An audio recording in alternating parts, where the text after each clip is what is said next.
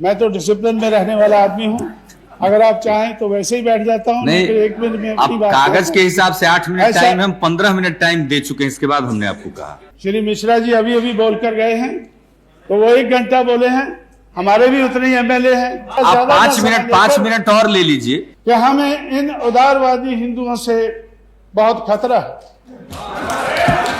कि जब तक सामाजिक परिवर्तन नहीं होता है तो तब तक सामाजिक न्याय का नारा ये एक धोखा है, एक फरेब है, लोगों को वोट को हथियाने का, लूटने का एक ढंग है। महिला को मारने के लिए 3000 गुंडे लखनऊ में बुलाए गए कि इस देश में कोई डेमोक्रेसी नहीं है।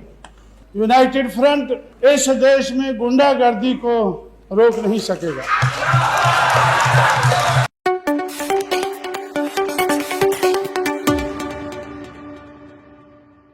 श्री काशीराम जी,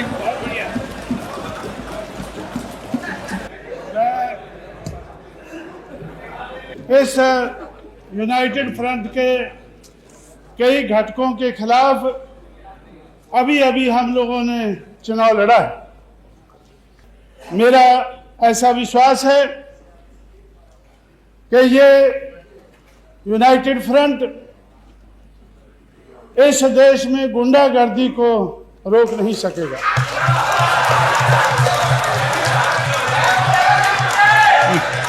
हम लोग इनमें से कुछ घटकों की गुंडागर्दी का शिकार हो चुके हैं। इस सदन में मायावती का नाम लिया गया। मायावती को 2 जून को एक कमरे में बंद होना पड़ा। उसकी बिजली काट दी गई, पानी काट दिया गया। पूरे उत्तर प्रदेश से 3000 गुंडे बुलाकर उनको मारने के लिए प्रबंध किया।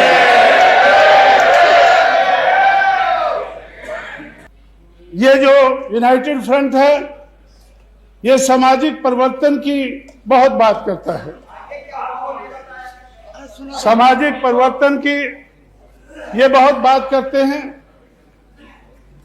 सामाजिक परिवर्तन के आधार पर जब एक दलित महिला को मुख्यमंत्री बनने का मौका मिला, गुंडे उस महिला को मारने के लिए 3000 गुंडे लखनऊ में बुलाए गए। पुलिस की शक्ति का दुरुपयोग किया गया। इस देश में डेमोक्रेसी की बहुत बात करते हैं कि इंडिया की डेमोक्रेसी देश की, दुनिया की सबसे बड़ी डेमोक्रेसी है। मेरा विश्वास है कि इस देश में कोई डेमोक्रेसी नहीं है। जिस देश में गरीबों के वोटों को खरीदा जाए, लूटा जाए, चोरी किया जाए, तो उस देश में डेमोक्रेसी नहीं चल सकती है। शरद यादव ने अभी कहा है कि उदारवादी हिंदू और दूसरे हिंदुओं में संघर्ष है, कट्टरवादी हिंदुओं में संघर्ष है।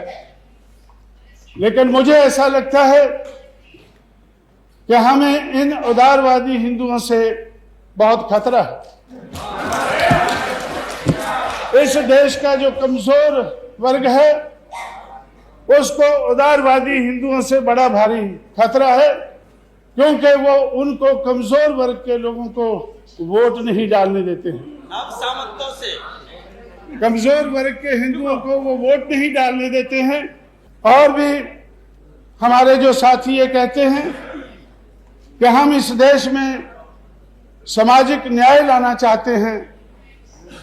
मेरा ये विश्वास है, मैं पहले भी उनसे बहुत बार बहस कर चुका हूं कि इस देश में जब तक सामाजिक व्यवस्था में परिवर्तन नहीं होता है तब तक सामाजिक न्याय नहीं लाया जा सकता है। समाज व्यवस्था में परिवर्तन होना और उसके आधार पर जो अर्थव्यवस्था बनी है उसमें परिवर्तन होना ये बड़ा जरूरी है। जब तक व्यवस्था परिवर्तन नहीं होता है तब तक समाज में परिवर्तन नहीं लाया जा सकता है। कि जब तक सामाजिक परिवर्तन नहीं होता है तो तब तक सामाजिक न्याय का नारा ये एक धोखा है, एक फरेब है, लोगों को वोट को हथियाने का, लूटने का एक ढंग है। इसलिए अध्यक्ष जी, हमारे इस किस्म के विरोध हैं।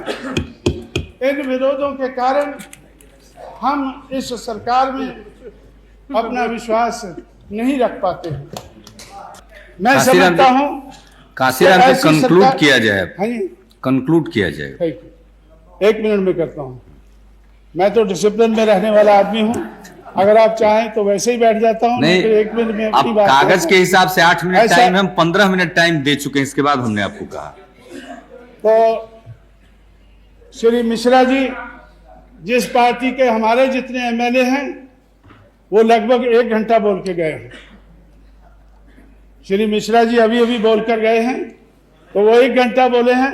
हमारे भी उतने ही एमएलए हैं, तो इसलिए मैं आपसे